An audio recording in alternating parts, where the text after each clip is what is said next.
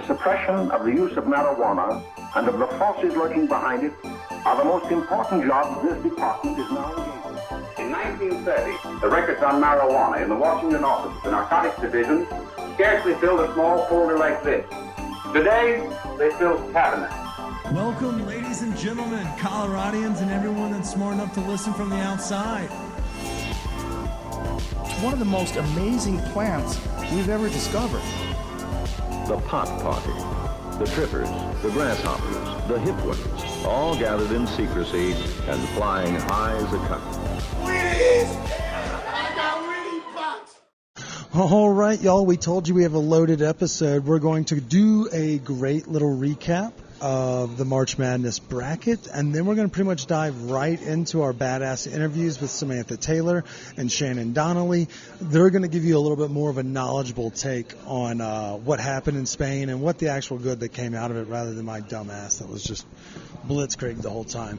But Chris and I are coming to y'all for a quick one because holy shit, what a doozy of a week, Chris. Yeah, I mean, what better way? Is your mic on? There he is. Yeah, what better way to end March Madness? By the way, we're coming to you live from Little Arthur's. There we go. So Chris is going to be trying Little Arthur's for the first time. Y'all seem to enjoy his King of Wings review where he was a little bit brutally honest and first late to the party, but at the same time he's here nonetheless. We're coming to y'all from Sonny's Breakfast Cafe, located at the corner of 44th and Zuni, down in the Sunnyside neighborhood. It's been an institution in the community for years, open oftentimes Friday, Saturday, Sunday for breakfast and lunch. Little Arthur's does some pop-ups out of here. He's an employee here, so they do little dinner time events on Tuesday, Wednesdays, and Thursdays. You can get those on Mondays through his pre-order on social media. So, but yeah, March Madness. Dude, holy fuck. That's on everybody's mind. And I'm going to say, like, I would have been happy no matter what the outcome of it, you know, no matter what restaurant won, but I am thrilled that you won. Man, she ran through every single opponent she had in the route to the championship, and then she had a literal knockdown, drag-out fight to the literal last minute, and it was a community effort, and I think that was the coolest part. We talked about it in the first episode about, you know, rallying troops and having a social media presence, and both Bakery 4 and Yuan Wantan were able to do that during this run to the finals. No, I think they lost in the Asian food bracket because we had them all sectioned out, remember? Yeah, so I think she lost to Hop Alley somewhere along the way, and we thought it was because not everybody had the food. But over the course of the last year, especially with our following in community, a lot of folks have been able to try it, whether it be through cannabis dinners or not. And they showed up. That army showed up. And, I mean, Bakery 4, holy fuck. I did not expect them to beat Hop Alley. I think that was a FAU-style upset. I can't believe it. 100%. I can't believe it either, but I will say, I mean, little gift. American way. That's our classic ribeye cheesesteak. American cheese, fried onions, fish roll. A classic wit.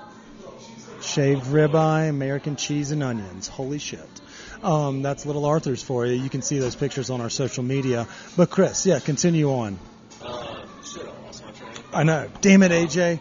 Yeah, I mean, like, the thing about it was community-driven. People rallied troops. Bakery 4, I'm surprised that it's run. But, dude, I mean, like I've been saying, people in Colorado love pastries. And you saw... Get active, and then you reward yourself with a little sugary snack. Dude, I couldn't agree more that it's that active lifestyle that spurs people to want to have those other things because they are. You know, it's like, oh, we can grab a croissant as we go to the park. And Bakery 4, I went in there to congratulate Sean on a great run and gave him a bottle of Breck whiskey just to say thank you for being a good sport. And it was fucking packed at damn near 11 a.m. of people just grabbing loaves of bread and things like that. And so there is that ease of community driven when you're doing something quality. And by the way, the sausage roll was fucking quality. And I saw a sandwich he was flexing on the internet today. So he's already making a run at 24. I mean, yeah, and I mean, like, I know everybody goes for pastries and bread. Try their breakfast sandwich, please. You mentioned it a couple weeks ago.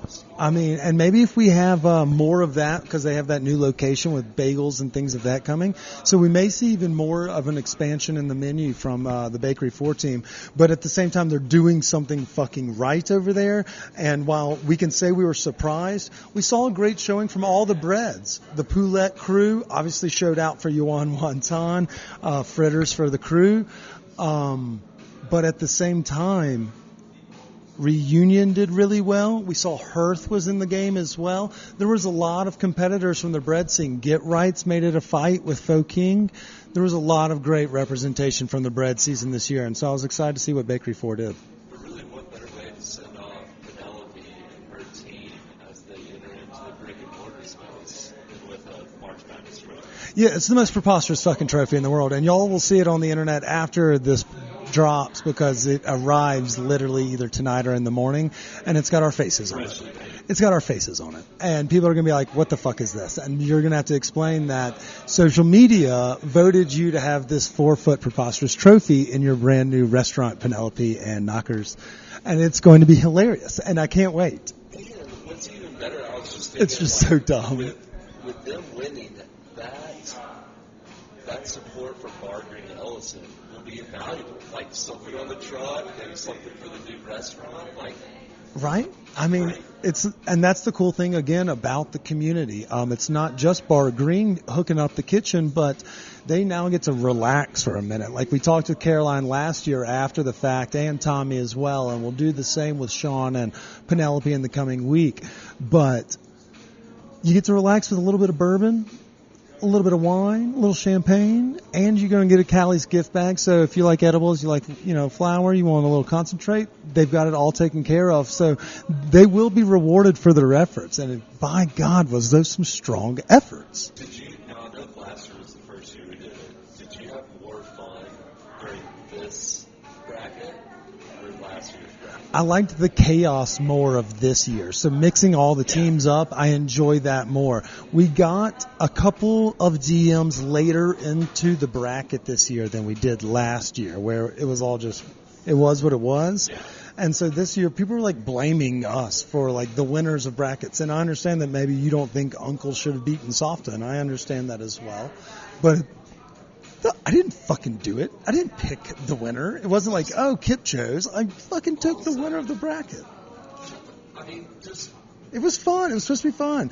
And I had a fucking blast. And the goal of it is not only to give recognition to some of our favorite spots in Denver, but like maybe bring people on to something that they should try and then support the community. That's what it was all about. It wasn't about like, on any given day, any one of these restaurants can be your favorite.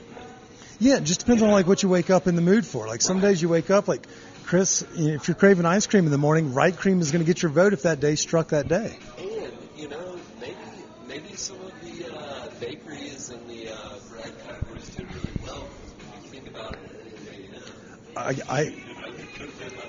I think there was a bakery like wave that would happen in the mornings, and I told Sean this, and I think it was real because like if you post about it when you are in your kitchen, when other bakers are in their kitchen, yeah, and when you wake up you're like, ooh, I want these people over, I don't want ramen yet or whatever it may have been. I could see how it, but at the same time, Penelope and then the friends in the community that went to bat for her as well, I can't speak enough about that food. Those chili dumplings alone are award-winning. And now that they're going to be going into a brick and mortar, I imagine she's going to be able to play around even more, like those Tom Cobb. Oh, fuck. Chris, I could sit here and do this all day. But we have a lot of great restaurants in the community, so that's a great problem to have, that we could duke it out, and we could have so many different combinations of winners. Yeah, I can't wait for next year. Yeah, it's going to be a doozy. We're going to have to get a 6-foot trophy and just keep going larger and larger until people are like, please stop doing this. And then we'll be like, nah. You can set it outside your front door. Yeah, mount it. There's a doorstop. Exactly. In the nice weather, you want a little breeze. Today being one of those days, it's a perfect time. I wonder if we should just get face decals and just put them on restaurant windows and buy one. Just don't have the tickets. There should be an awards page where you could like put that as an accolade on, something. But one day people will be looking back and be like, fuck yeah, I won that thing. And it's early days. That's going to be a good doozy. Yeah, that's what we should make. We should make all winners have to post it on their website. Winner of. It's a good call. Well, yeah. So again, thank you to everybody in the community that's not only tuned into the podcast, but also followed along and voted. Stick around with us. We do a lot of fun giveaways. We do a bunch of quirky shit. We're going to try to travel a little bit more and put you all in great spots around the country and around the world. But before we get into our interview of the day, recapping Spain, shout out to our friends at 5280 for putting us in the newspaper for our favorite sandwiches. And here we are about to eat one. Also, great fucking spots you brought up in there. So. Yeah, you gave me some tips on that as well. So we have a lot more of that fun stuff. We'll give you all more tips on the town coming up in the coming weeks. 420 is our next one, so we get to take a little bit of a nap. But we'll still have a new episode next Tuesday, so that's a doozy as well. Chris, before we go, I want you to try Little Arthur's on camera for everybody to get your review since this is your first time. Yeah. All right, we're going to pause this. No smacking allowed. We'll let them eat it and get a review. Cheers. All right, Chris took a bite of the just a classic chopped cheese or Philly cheesesteak that has made AJ quite popular here in town. First timer. What are your thoughts? In terms of sandwiches, you got to hit it up. It's huge. The bread is good. It holds in. And what I love about the sandwich, though, is like you take that bite of that big hoagie bun. Like some of the fillings come out. It's just you got to keep it wrapped up. It's deeply packed. It's deeply packed and it's chopped finely, so you can get a little bit. You're going to lose a little bit. It's like the taco bowl where you get almost an extra bite at the end of it in that capacity because it's packed so high. So that is a plus. But that thing is like a fucking boat. The bread is possibly my favorite part, so it almost doesn't even matter what innards he has in him because I think he does well, like we mentioned in the 5280 article. The buffalo chicken fucking slaps. The smashed meatball they are doing on Tuesdays with like a vodka sauce. That thing is a party animal. And then he does cold cuts on occasion too with like prosciutto, but it's that bread that is a regular staple that really gets my dick hard. I think it tastes like New York. Yeah, he's a Philly kid, so I'm sure he'll take a little bit of umbrage, but yeah, that's the very Alabama thing of you to say. I like that. Thank you. Also, the Waffle House thing was not a negatory comment. Fuck no. If you take that as a negatory comment, then we have a bigger problem. We take umbrage with your thought process. Waffle House is right up there next to Costco dogs is our top echelon, and Popeye's spicy fried chicken. And the meat was juicy. That was a good part about it. Shaved and you rib. got enough onion in there, and then the onions are cut up fine, so you don't have that fucking drag one, that fucks everything up. So yeah, it's a well-crafted sandwich. Hell yeah, I love to hear it. Well, thank you so much, Arthur's, the whole team, AJ and his family. We appreciate it, but we also want to say thanks again to the community. We appreciate y'all supporting us and doing the fun actions on social media. On Tuesday and next week, we'll have some really fun guests as well. We're going to dive into some cannabis stuff and a lot of food talk as well. Mix and match, have some fun with it. But y'all stay tuned. Here comes our new episode. So those voices y'all heard are our friends Shannon, Donnely, and Samantha Taylor. We're sitting down this week for an episode of Spannabis with your host, as always, is Nick Yep, and Chris is across the table from me. We're going to recap now that March Madness has kind of settled down, talk a little bit about what really transpired and happened in Spain. Kip doesn't really remember a lot, but we're going to sit down and talk to some vets that actually got their hands dirty, had those serious conversations about cannabis in Europe, how that maybe we could bring some back from Europe to America, as we oftentimes see it kind of go in that flow of everything. So we're going to kind of get the pulse of what really happened, Chris, while I was just out gallivanting, drinking, and eating. Yeah, I'm excited to learn more about what happened because I feel like talking with you, I didn't really get an idea. You were like, yeah, I went to this thing. There was a lot of people there, a lot of cannabis. Went and drank, ate a lot of anchovies bread. But I don't know what were you there for. And I feel like our two guests had a mission. They're going to answer all of those questions. But before we introduce them appropriately, let's give a quick shout-out to our sponsors. Our friends over at Breckenridge Distillery. Y'all remember the Apri party? It was a fucking vibe. But don't forget, Apri Anywhere is it's an internal vibe. It's not a party that happens one day. It's a party that happens every day. can apri after work.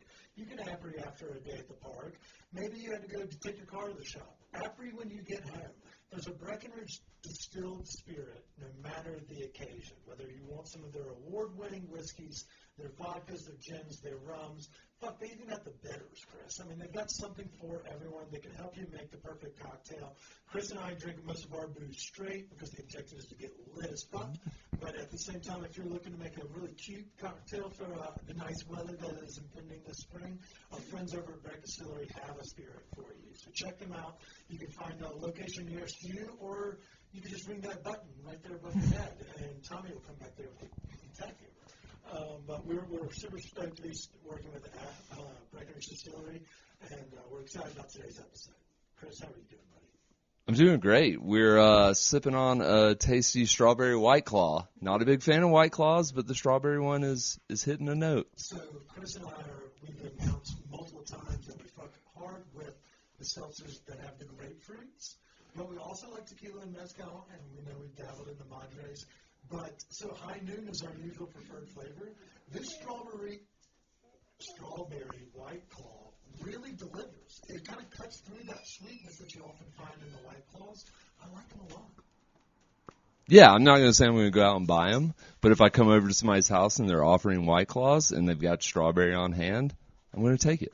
Well, you know, our wonderful host of the afternoon, let's go ahead and do the honors. We have our friends joining us. We have Shannon Donnely, a friend of ours that works as a teacher in the hospitality and cannabis industry, I think would be the best way to describe it. Is that correct, Shannon? Yeah. So I'm a professor of cannabis with a School of Hospitality at Metropolitan State University of Denver, my alma mater. So I went to school there, and now I teach, cooking with cannabis and intro to cannabis. They let you back? Yeah. They actually were like, please come back. I graduated with like a land use with an environment and resource concentration and an emphasis in hydrogeology.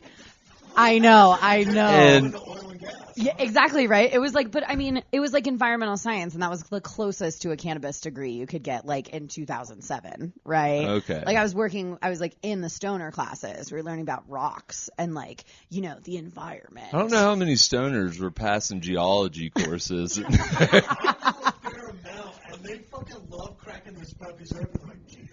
Yeah. You know, shit like that, but also at the same time, it's all about that soil, and so to see you kind of work in the parallels of cannabis, there is across, you know, there. Well, I mean, I came from sports studies at Mississippi State University, and surprisingly enough, they have not asked to reach out, despite our international fandom and fame from this badass food podcast. So you set aside making tons of money to do something that you love and work in cannabis. Yeah, I also used to make tons of money as a consultant, and I stopped being a consultant to help students and social equity applicants. So it really has been like a passion of mine in the last few years, because I was working with like helping women enter the cannabis space, and I realized that I should really be helping in like racial equity instead of just gender equity, right? And so with that, kind of working with Metro, it's kind of creating even cannabis programming and cannabis certificates to actually help there be more diversity in the cannabis space. Fuck yeah, future is female. Yes, sir. And so speaking of the future is female, so is our next guest. We met in Spain technically, but we'd actually met previously through parties at Grasslands. It was fuzzy. Yeah, as was my experience in Spain. So luckily, we have Samantha Taylor, the founder of The Grow Off and the newly announced Explore Lands Mushroom Festival that will be going down this summer in Denver, Colorado. Hey, Samantha. Hey, Saya. Hi, thanks, Kip. It's Expand Lands. Fuck, what I said. Explore Lands. It is an exploratory event, so I'll give you that. You know, we almost got there. Tomato. It's close. X. I think You the got social X media, part. though, is Expand Lands. Yeah, so if you want. This is all on track. She is definitely going to have to be in charge here. But at the same time, let's get a quick intro. I don't even know where we would start. Grow Off. I know, I'm so multifaceted. How was Spain? Multicultural. Spain was amazing. I was there to see if we could bring our science-based cannabis competition abroad closer. Thank you. And turns out everybody wants to have a cannabis competition. So the grow-off is going international. The want for mushroom events is also multifaceted and multicultural. So, yeah, all things mushrooms, all things cannabis, they all love it. All right, so for me to get caught up, besides doing expand lands, what's your normal day-to-day stuff? How are you involved in the cannabis world? Sure. So I've been running the grow-off since 2016, and it's the biggest science-based cannabis competition that's out there. So everyone starts with the same genetics. So kind of like an Iron Chef competition. Everyone gets the same plant to start with, and then they're judged by who grows it the best via lab results. Oh. So our friend John from Growlytics, who recently did our Mardi Gras Christmas party with the fantastic flower and all the little bags. Mm-hmm. He has actually got a couple of they have wrestling belts for when they win it. So he's going down to Vegas. I think he brought home some hardware this year as well. Shout out to our friends at Growlytics. But that's what the grow-off is. It lets you measure your green thumb against your friends and family and competitors in the market, but everyone starts on the same plateau. So it's not like our foundation. It's like you bring your best seeds to the yard and try to make it pop, like what we'll see with like the Rooster Cannabis thingy or what. Right. Like that's where it's like you bring your weed and we'll rank our top 3. It's like, now let's see who grows the same weed the best. And so they've had wildly large popular numbers here in America. And as this is the first time I've noticed where America's trending ahead of Europe, she took her talents abroad, and then we all just fucking goofed off in Spain. I wonder what some of their methods are to win that. I mean, we know these things, but you have to participate to get some info back. So it's a give-take. The growers tell us what they do, and we let them know what worked best within the competition. And the competition you can win for like terpenes or potency or yield. Like I played music to my plant, or exactly I peed on my plant and it gave it a little boost, something like that. And now the terpenes were super high. Urine terpenes. Here's some public information, Chris. One of our California winners one year, a deer ate half of his championship plant, and because the deer ate half of his plant, and pooped on it, was like, let's go, and so then it won. So it like did the output heavily on the other side. Exactly. Classic Mother Nature. It's fascinating. This deer came from the universe and was like, he must win the grow off, and was like impelled to eat half the plant. Yeah, that makes sense. I bet you that guy, it's like the cocaine bear kind of scenario where he was R.I.P. Yeah, maybe. Wait, spoilers, did he die? No, he's just running around right now, Sam. Just having a good time. Yeah. Apparently ingesting tons of cocaine will... He's actually a DJ in the EDM scene now. He likes to give girls ketamine. It's good. But no, so we like to start all of our episodes the same way, just so that everyone kind of can get up to speed with who you are, where you're from. We're going to go back to you, Shannon. Are you a transplant or a native to Colorado? I am a native. Yeah. So since birth. Inception. Yeah. Since birth. I wasn't going to tell you how old I am. But yeah, no, no. Oh, great. Well, we were talking about fish and all that, so I guess that gives me kind of a reference point. But yeah, so I grew up in Littleton, went to Metro, went to MSU Denver, and when I started going to MSU Denver is when I started working in the cannabis space. So what hospital were you born here in? I was born in Colorado Springs. I don't know what hospital it was. Are you trying to look up my sun sign and my moon sign? No, we're... We just like to ask our natives what hospital they were born in. I used to work in medical sales, so then I always do something like, oh, Lutheran. Nice little area. And then the conversation stalls and we pick it back up to something totally different. But this time we'll just shift casually from talking about the Springs and go right to Samantha. Are you a transplant or a native? Transplant from Pennsylvania. I went to school at CU where they would not have me back to speak about anything. Marketing degree, I don't know what I learned. Fuck you guys, I'm not paying my student loans. Doesn't that ding your tax, like your credit score? Just kidding. We're not asking Sam about her credit score, right? All right, we got our basis down. Okay, so you went to school here, and then how did you find your way into the cannabis space? Did you find a knack by growing in the No, totally by accident. I was interning for a dude doing data entry while I was in college.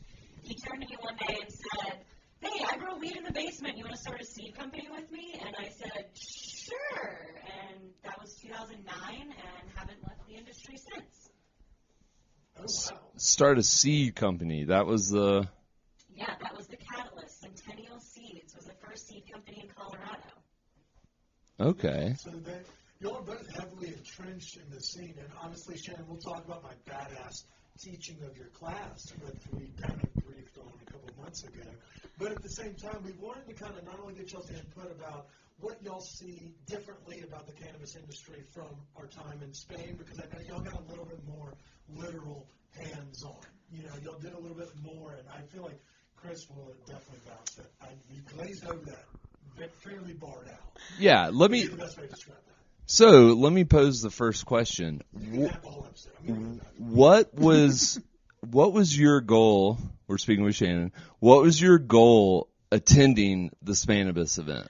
Yeah, so I think my goal was very different than most people. And the reason I actually went out there was not for Spannabis, but I was actually brought out as part of an international kind of coalition of about 28 people from 11 different countries from a group called ICER and the ICERs and the Open Society Foundation. And so they brought us out there to learn about drug reform and to actually learn about the Cannabis Social Club model and kind of how that would relate to what we're doing in our either home states or home countries. Okay, so were the countries that like came out there with you, did they have like cannabis regulations, or are they just like trying to get a grasp on drug reform, drug policy, things like that? Yeah, so it's kind of the whole gamut. So it was cool because we,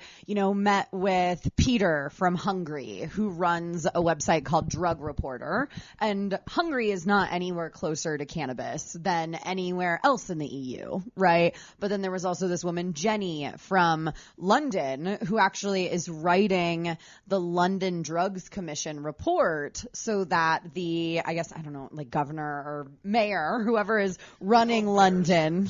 Okay, that's an attorney. Great, Don't listen to Kip. It's like I am. School in England.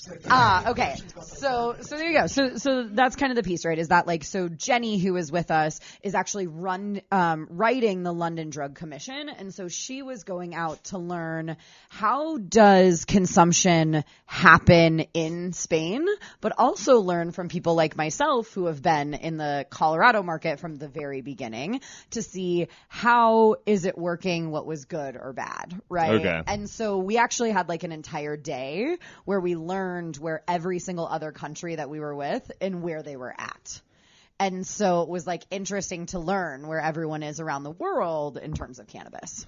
Okay. And I mean, do you feel as though some of these people who are in this coalition or whatever, do you feel as though maybe the countries they're representing are starting to think about, hey, maybe cannabis is something for recreation, and then maybe we need to think about our drug policy? Yes, that was exactly it, right? So the people who were brought out, it was really kind of almost like a think tank of we would, maybe go to a cannabis social club and learn about the history of that cannabis social club, and they might say something that pops in our mind, and then, I'm talking to people from Switzerland or talking to people from Colombia, and I'm saying, this is how it works in Colorado. How does it work in your country? Or, we're not just talking about cannabis. We're talking about drug reform as a whole.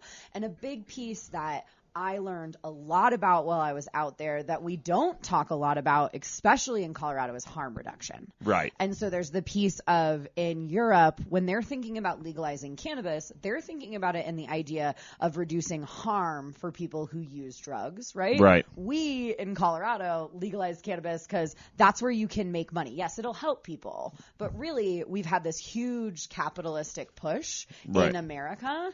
But now with social equity, we kind of look at things things a little bit differently. And so there was like advocates, this woman from the South, Chelsea Higgs Wise, that works in Virginia, and she was really saying, giving us a lot of feedback from, what's happening in the South and how it's completely different from what's happening in Colorado, but how we can use what's happening in Spain to actually kind of around consumption, kind of like triangulate the three.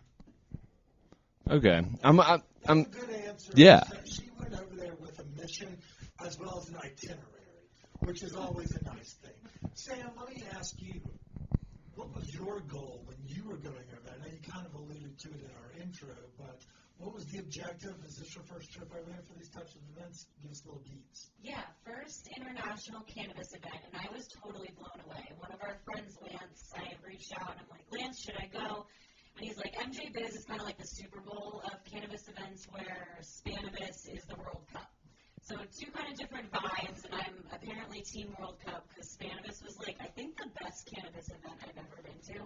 My purpose for going, the grow-off is growing exponentially this year, and we're looking for companies that can help support that growth. And I'm like, hey, international folks still have money. They're traveling to be here, so of course.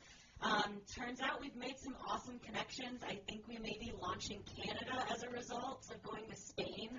I mean, like, the connections were awesome. It totally worked, but more so just like the community building and reconnecting. I mean, I saw people I haven't seen in 10 years in the industry. So that was just like super cool to meet new folks and like reconnect with old. Hell yeah. So, I mean, an abridged version of debauchery in its finest. It really was. And I guess because I don't have as big of a frame of reference, I've done MJ Biz. And it is like a Super Bowl. There's like parties every night, and they do it in Vegas, so it's like enticing to that nightlife.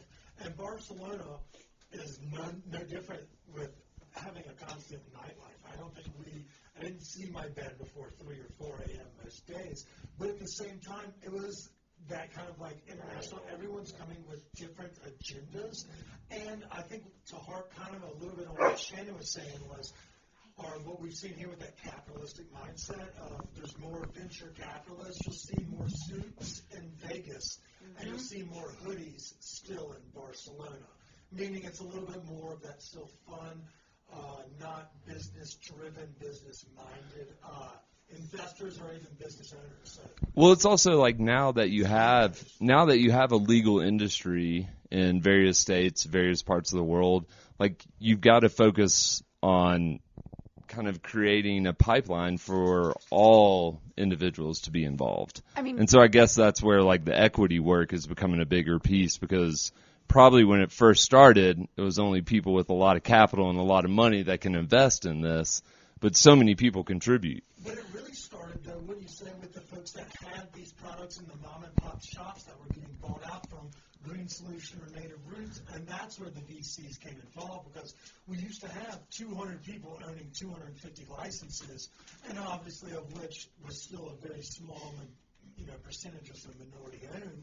But like that's why like they're getting ahead of it now. But now they haven't gotten their greedy little claws in over there just yet. Yeah, and I think it's something to be really conscious of, because I think when we talk about kind of going out to Spain and all the things that we were doing, right, is like there was a piece of like we're freely talking about consuming cannabis. Cannabis is not legal in Spain, right? And it is not legal in Catalonia, and it is not legal, or there is not licenses for cannabis consumption clubs. And so a lot of us think, and even me going over there, right, like as part of this kind of international delegation, we were given things to read. And what I thought was great is that the thing that we read about Barcelona consumption clubs is why it's better to ask for forgiveness than permission. And so this industry in Spain has actually existed without ever being given the permission to exist. So the people who were operating the clubs are doing it just like our individuals in America were operating before we had the regulated cannabis industry. Right. Drug dealers. Exactly. Right. I call it the traditional market. Right. I think there's kind of this piece of kind of thinking about, right, is like the thing that blew my mind, so we went to multiple different cannabis social clubs with Oscar from ICERS. He was the best. Shout out Oscar. But we went to this place called NPK, which was a beautiful club, and there was 3 owners. 2 of the owners slept in prison 3 nights a week because they were in jail for 6 years for cannabis cultivation, and they would leave prison where they slept 3 nights a week to come out and work in this cannabis club, even though that was also still illegal. That don't make no sense. Yes, exactly. It makes no sense, right? And so the consumption clubs are like allowed, but cultivation is still very, very like illegal in Spain.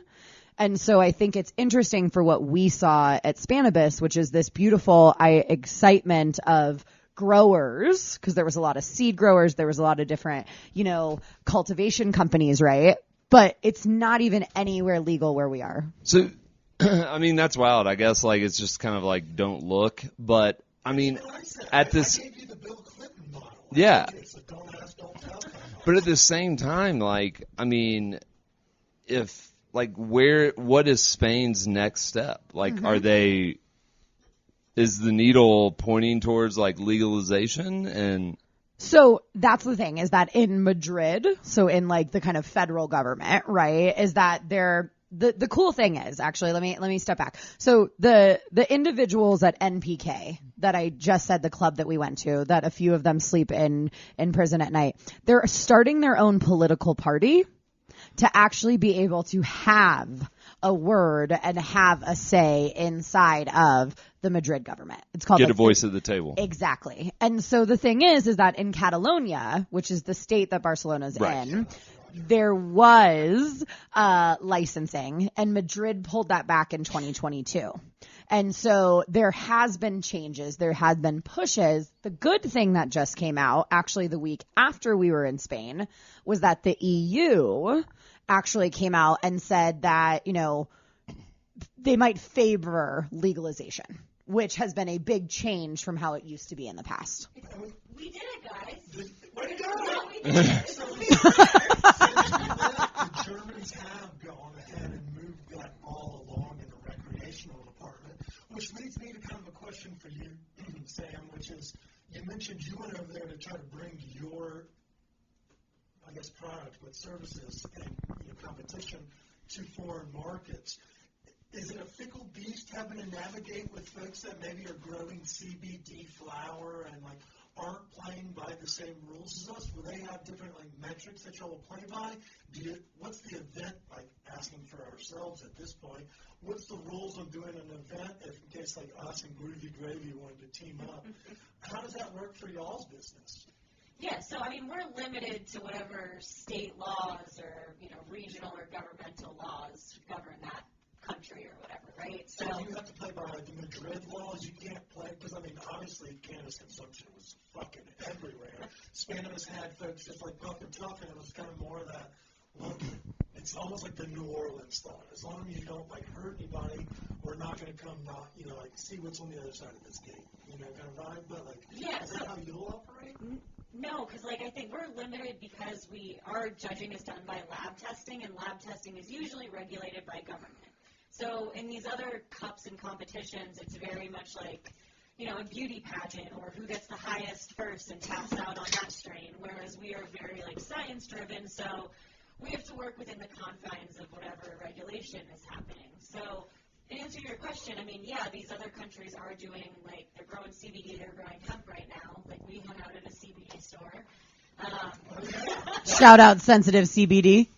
Is that where we were? Yes. His name was Joel, right? Yeah, Joel. Yeah, Joel at Sensitive CBD. And there was a badass little bar next door. But that's kind of an interesting concept because we were let's smoke weed out here in the alley. And they're no, it's safer. Come inside. Totally opposite from here. But we're, to that extent, we're doing our first national hemp grow-off in the U.S. It just so happened that a dude from Portugal is we can do hemp. We were working on CBC, and so now him and my hemp guy are chatting about what to do with that and how to collaborate. And again, back to this wild community that we've all existed in, the connections that were made and continue to be made is going out there. We're it's Kevin Bacon. Yeah. It's Kevin Bacon. We're Kevin Baconing. I mean, it's a verb, it's an adjective, it's 6 degrees, Chris. So you mentioned that you've kind of locked in something for Canada. What's the rules up there? And like, because it seems like, in Toronto specifically, Uber has gotten involved with the delivery system, but by quadrant by quadrant or whatever they fucking call those things up there. Like, it seems like it's a different ballgame also. So would y'all be playing by Toronto standards, or is there a federal standard up there in Canada? We're not quite ready to fully announce details yet, but what I will say about doing something on a national level is it allows us to understand a plant more holistically. What I mean by that is if we give the entire country the same cut and they all test with the same lab, the data that comes out of that is much more meaningful than in the U.S. where Colorado has to get a different cut than California because we have interstate commerce laws. So once we're able to act at a national level, then we can understand how to grow it the best, like what lights are producing more terpenes, what nutrients are performing better for cannabinoids, things like that. So that's why national is super exciting for us, is because we get to understand it better and then give that information back to the community. Okay. That is really cool. I didn't think about that. Like, the salt water affects the British Columbian. Sorry, go ahead, Chris. Well, no. Well, I was just saying when you were talking about that, I didn't think I thought this was mainly kind of like a grow-off competition. I didn't know, basically what y'all are doing is using this information to figure out how to grow weed better for everybody. The for everybody part is very important. Nailed it. I do not have a green thumb. I do not, there's drama in this space around, well, why do you want this information? For our purposes, it's to give it back. I never want to have a grow facility, et cetera. I want the growers to do better and the craft grow to remain. Because as the robots and machines enter the arena, I'd like to show that the people are actually doing it the best. Did you see any robots that could grow weed at Spannabis? Because I was too hot and I could not walk in every single area because I'm I would like to have seen the robots. There probably is a methodology because there is timers for lights as well as for watering, and then you can just kind of use one of those planted, machines that they use in the South where they just roll you and just drop soybeans down. Yeah, so one of the things I want to learn about from all this experience and get y'all's input is on consumption lounges. What, because I feel as the industry grows and expands, you're going to have big level operators as we already do now, but then you're going to be able to have craft growers and craft experiences. And I think that's where consumption lounges come in. They could be we focus on certain individuals or craft growers, but how do they come about in the U.S. and why is it so? Well, I think it's so long here in Colorado compared to Vegas and New York and fucking everywhere in the world. So there's multiple reasons why it's taking a little bit longer. I think when we look at specifically in Denver, and specifically actually when we look at consumption lounges as a whole, and the reason why I bring this up is because the Swiss are dealing with this as well, because in Switzerland they're trying to also open consumption lounges, right? And so calling them CSCs. So the thing is that for years and years and years we've been trying to get smoke out of buildings and as far away as possible, right? And so when we look at international codes, right, like an international building code saying that my house that we're in has to be built to this standard, and then every single municipality will adopt or not adopt that, right? So the International Mechanical Code for smoking lounges is 60 CFM. I am not a mechanical engineer. I'm not an engineer at all, as we heard what I went to school for, right? And now I smoke weed, man. But the thing is that the International Mechanical Code is 60 CFM per person. A regular restaurant is 7. And so when we look at the International Mechanical Code, if we have businesses have to meet that code, the systems are extremely robust because we are concerned about anyone who's walking in that door interacting with smoke. So I like to think of it as a smoking lounge at the airport, right? Have either of you guys when smoked cigarettes at the airport? Okay. Sorry, clearly I'm the noob here. Yeah. Did you see all of them in all the German airports? I took pictures of them. I'm so lame. They're branded Camel and Winston. They were really cool traveling abroad, but my favorite was still Atlanta. For the first time, it was a penalty box, and then The ceilings were brown. And it was like $2 Budweisers, and people were just looking at you, and you're just like, fuck you. Fuck you. I'm just sitting next to you in this airplane. I'm going to smell so bad. Yeah. Well, and think about it when you're in those smoking lounges, right? Like, the idea is that there's no real smoke, right? Like, when you walk in there and you're smoking a cigarette, the smoke goes all the way up, and you're not really interacting with it, right? I haven't been in one in a long time, but back in the day, they were not like that. Okay, so now the International Code requires them to be that way, right? And so, currently, all of the consumption lounges, let's say in Denver, are required to be at that code. Right. So those systems are extremely expensive. They're hard to build. Right. And so that's why when we look at consumption lounges as a whole, and the reason why I bring this up is because when I said this to the Swiss, because I was like in these consumption lounges, like taking pictures of their HVAC systems to be like, what's going on? Right. Barbara, shout out to Barbara. I don't know her last name. You were like Danny Ocean over there. She's like grabbing photos. Oh, I was a total nerd, and I like was asking everyone like, oh, is that a carbon filter? And like, what do you actually have connected to it? Seriously, huge nerd. I totally get it. So I find that very interesting, and I love it as well. So you bringing this knowledge for our listeners. And you were working, unlike Kip. So I have so much video. You know, he did get a lot of video, right?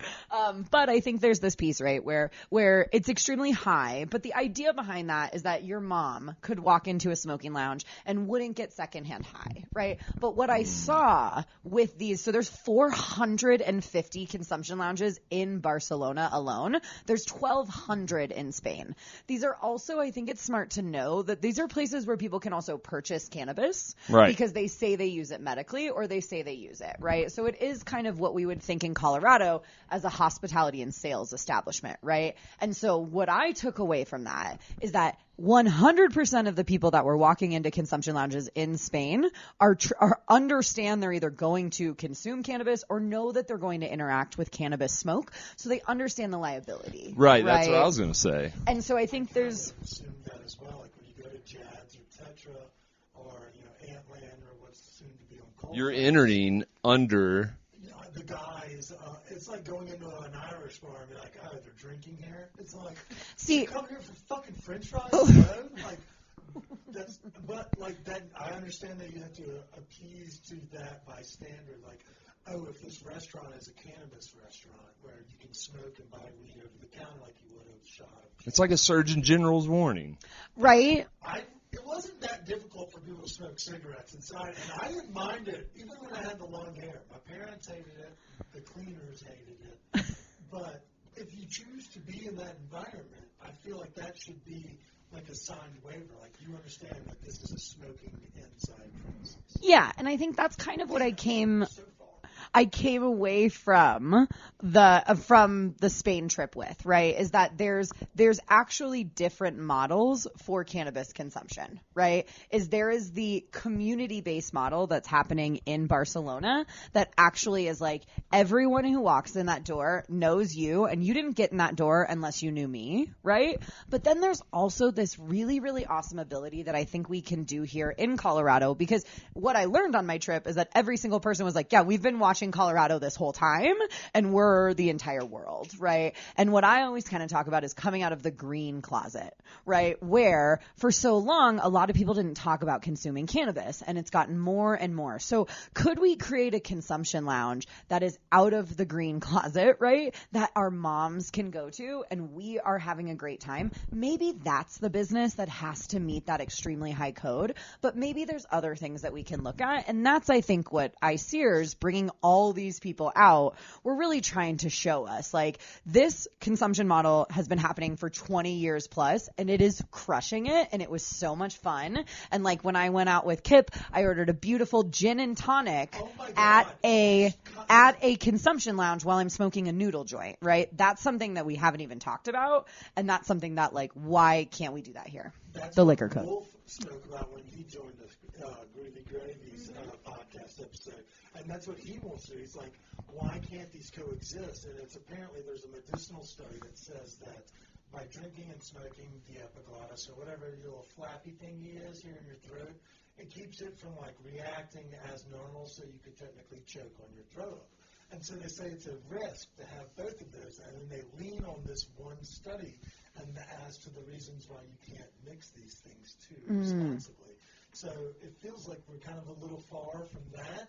But in Colorado, we've often used the phrase measure twice, cut once. And so while we are slower to market to, like obviously, we had the prolonged medicinal stage before recreational, and California had already kind of been blistering and powering through, but we see that they are having problems on their own front and at other capacities. So I often wonder if maybe waiting isn't a bad thing, but we are going to need new legislation for us to be able to have these kind of Yes, 100%. So Like, let's start there. and especially if we were going to have poly consumption, if you want to call it that, right, where you can kind of consume anything. But also in Missouri, you can order a THC beer at a brewery. It does not have alcohol in it, but along with your beer. Exactly, right. So I think there's kind of this piece where going out to Barcelona, it's like, it's happening. I mean, we are Americans, so, it's hard to tell us when to stop. And I think there's this piece of Europeans where I didn't see anyone acting crazy. And I was like, if we were in an American bar, like, that person would be so drunk right now, And so there's a little bit of just who we are. And Europeans are also much more open to smoke in general, right? Like, everyone was kind of... young age, so they're a little bit more seasoned. It's kind of like in their blood. They're like seventh generation automatically, just by being somewhere over there. It's just an older population. Right. They're weathered. Yeah. That's the best way to describe it. But I think the thing that I learned is it's working, and the sky is not falling. The businesses around the consumption lounges are happy because they have people that are frequenting them as well. And I think there's a lot that we can take away from the kind of Spain cannabis social club model. I think they also learned a lot from us, right? Yeah. Kind of going out there. And I mean, just like all of the people that I met on the trip and just being in Spain was just so inspiring to come back to like Colorado and be like, yeah, let's make this happen. Go for it. All right, Sam, so we're going to kind of bring this back. We were talking about progressive thought here in Denver and how we're kind of making strides. One thing that y'all are about to be doing here in Denver is kind of pressing the envelope from going from the grow-off to Fungi. expand lands. I was just scared I was going to say explore lands again, and so I got confused as to which one was right. But expand lands is coming for the first year ever this summer to Denver. Tell us a little bit about that. Is it similar to the grow-off, or is it just a totally different concept that y'all have a passion for? Give us the rundown. I love the thread. Thank you, Kip. So it was kind of born from working on grow-off stuff in that we saw a lot of growers transitioning into the mushroom space. Everyone's stoked about, the new psilocybin decrim stuff, and we dug into that and we're like, there are so many other avenues to this. Like, they call them active is psychoactive mushrooms. Functional is like the mud waters. And then your culinary ones are the ones that we eat, right? So we're like, okay, we've done a decade in cannabis. What are the pain points in doing events, right? It's, we can't market anything because they shut it down. And being able to do things that are open to the public, too. So we took those lessons learned over the last 10 years, and we're like, let's do something that encompasses all things mushrooms. So we're going to have the top chefs in Denver cooking with them. We're going to have the mud waters of the world show up, and you can explore what's healthy about them. And then we'll have the active section and cultivation tools to help you grow your own. It's a full day of exploration from a consumer basis. If you're curious about mushrooms, you can literally hit all of these facets. Is there going to be a lot on the psychoactive mushrooms, or is it going to be focused just on That's what a lot of folks want to know. So I went to that mushroom. Am I going to? The sports castle. Can we procure? Will we learn how to procure them, or because it is, like you said, decriminalized, but there aren't shops for those that are maybe listening, but have heard the wondrous, benefits of psilocybin. So how does one maybe dip their toe into that game? Will they be able to learn that there? Yeah, absolutely. So, your methods to acquire the active side of mushrooms are therapists, right? So those folks will be there. But then there are actual companies that are selling stuff on the internet at this point. Some of them are in another country. Some of them are actual humans that live in the United States. Those folks are invited to showcase at Expand Lands. There will be no psilocybin at the event, but it allows you to put a face to a brand name. So when you're shopping online, you're like, oh, I met this dude at Expandlands. I know he owns a company. I saw pictures of his farm. I know the product is real. It's going into the medicine that I'm going to take. I think that's what people want to be able to do because, oftentimes it was that same misconception that we saw early stages of cannabis prior to dispensaries being open, where Chris and I grew up. It was you get this from the guy near the liquor store, or you drive to the Waffle House and you get it from the guy in the parking lot. So you just got what you got. You didn't really know what you were working with or, putting a face or assimilating a product or a brand. But that's what we have now. Like we have your live wells, your native roots. You have your Bensk and your Bloom or your Veritas. We're going to start seeing that in the psilocybin space. We're seeing it now with fucking psilocybin truffles and brain matter mushrooms. But like that, we're going to start seeing those types of things. So you want to have that parallel in the relationship. 100%. Yeah, I mean, and part of this, was born from chatting with my literally 75-year-old neighbor who started microdosing, and he's telling me how much fun he's having. His mind's open. I'm like, Mike, this is great. I've been looking into this. He's like, you should try it. And so we reached out to a friend that we knew was creating product, and here we are. And now we're able to kind of connect those dots, but also if you're curious or nervous or whatever, this is like a safe space for you to have a bite from the best chef in Denver, whatever they're cooking on the mushroom side, but also figure out which therapist do I vibe with the best. And learn about how psilocybin interacts and affects. So you don't treat it like it's a festival shop. Yeah. Or you go in and eat half a chocolate bar, this is a medicinal dose. Let's tread lightly. We've all been there on the cannabis front, Chris. More times than not. One other question I had. So when you boop, dip the toe became just submerge. Anyways, thoughts on mud water?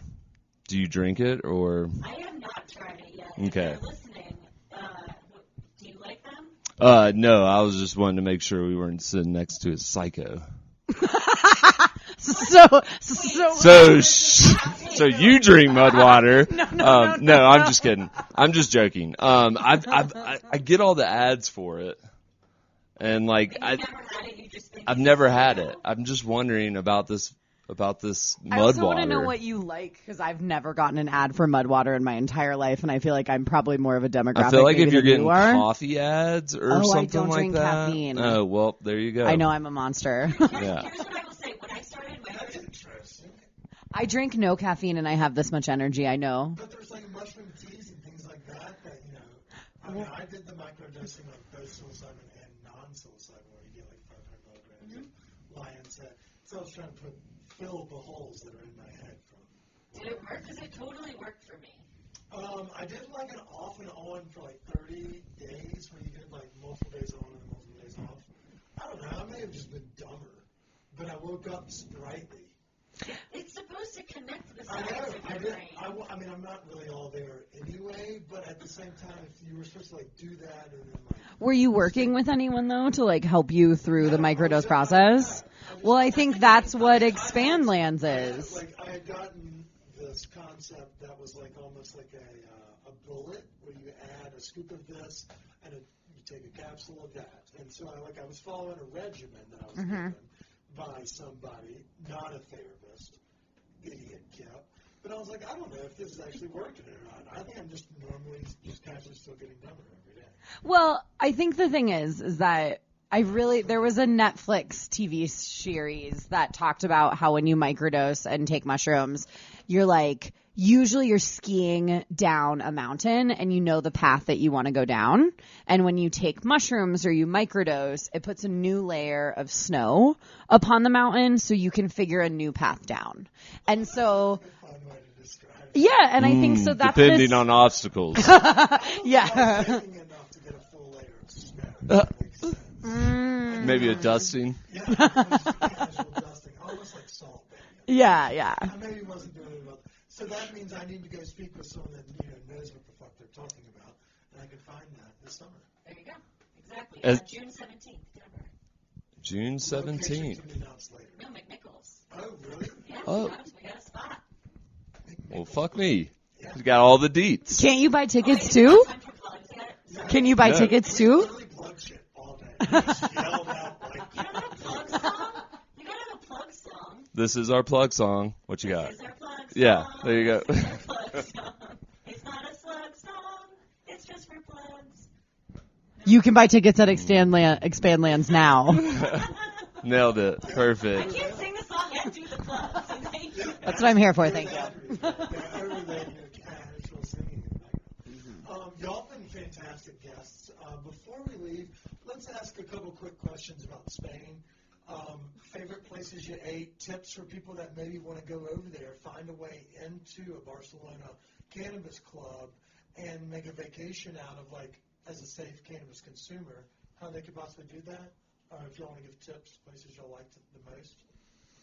Don't bring ham home unless it's in a can, because you can't bring meat back into America. That's one thing I learned. But one thing I loved in Spain was going to the market.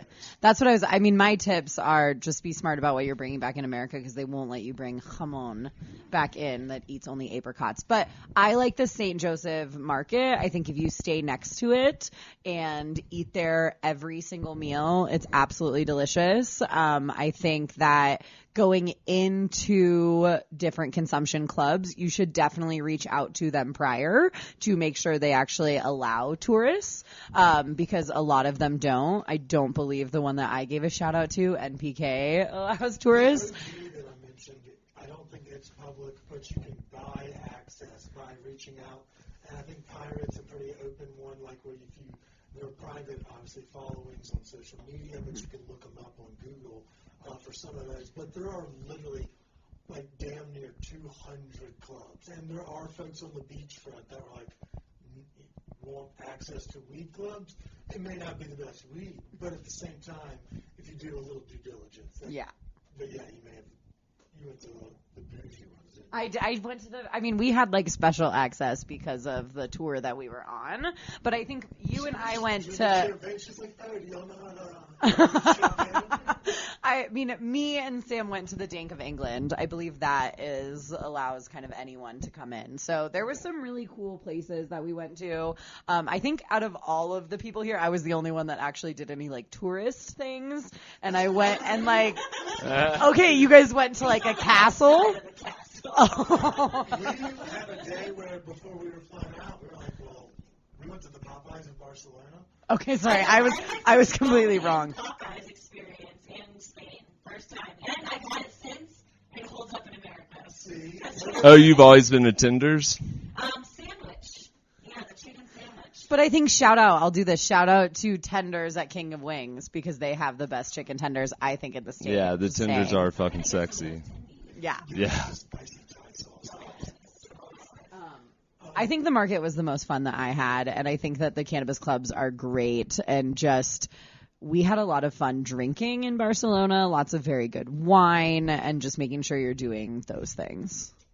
Yeah, I think I couldn't agree more on that front. The mixing of cannabis and alcohol over there, it seems very laissez-faire in how you can smell it fairly everywhere.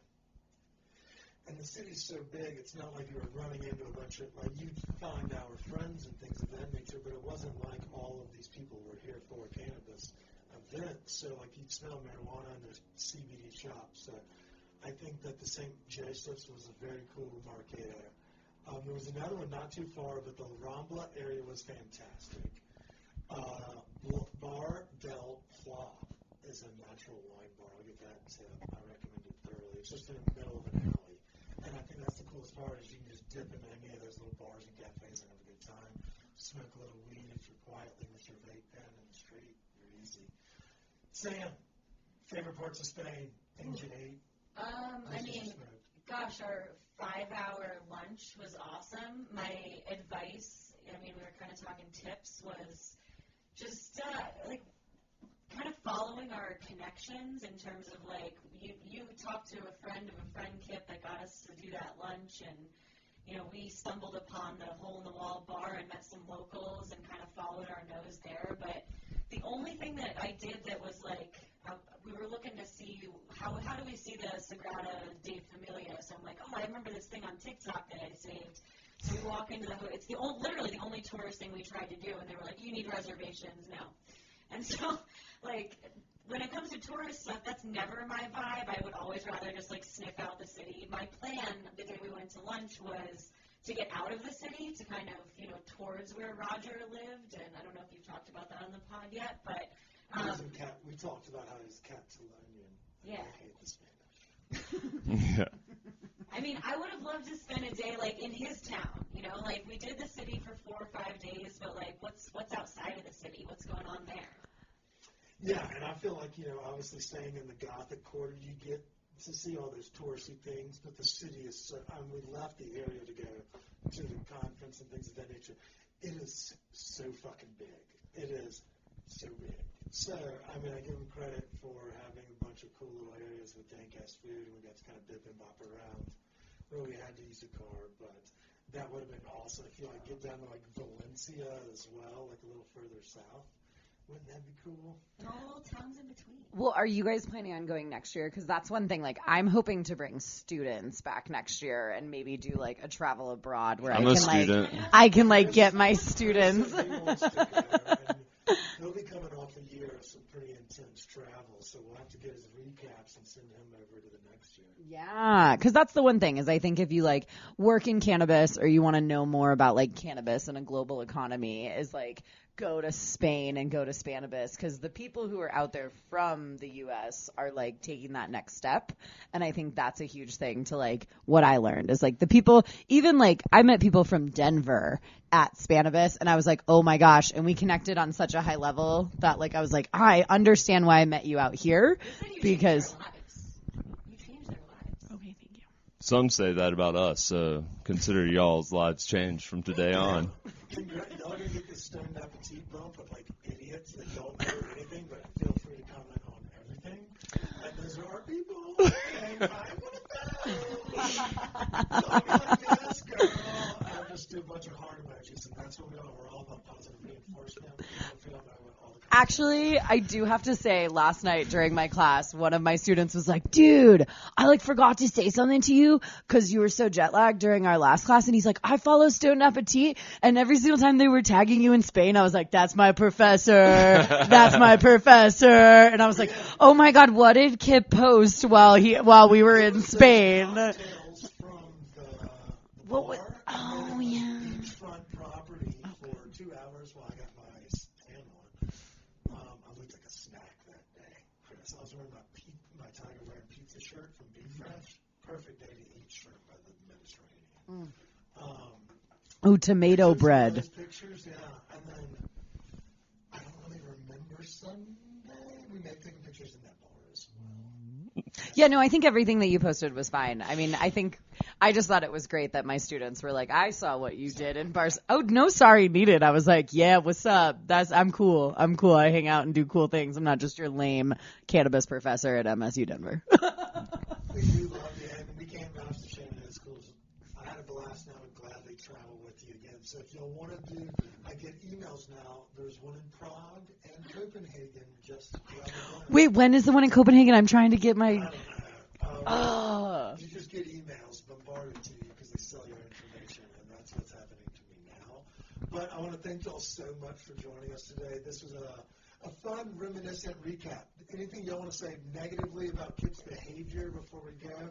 Because it's easy to cut out that end part. No, you did great. Well, we want to thank, again, follow Shannon E. Donnely on social media. She'll give you insight into navigating the perils and the highs of going through getting a cannabis license. And Sam, for the grow off, is it the grow off? Yes. And what's the other one? And expand lands. It rhymes, so expand and lands. Yeah, sure. Does that rhyme?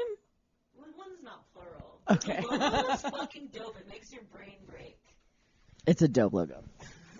All the things you want in a logo. You also check them out online, and make sure that you check out their events. There's a lot of cool stuff coming down the pipe from these two ladies. They're movers and shakers in the community and the industry, and I'm stoked to be friends with them. And I was honored to be able to party with y'all, so thanks for letting me tag along. Thanks for having us. This was so much fun. Yeah, you said that now. I drank all your White Claws. They were my White Claws, thank you. Sam, I drank all your White Claws. Chris, did we miss anything? Not at all. All right. Congratulations to our March Madness winners. We're super proud of you. I hope you like this trophy that we're about to drop off. Insert Zoom name here.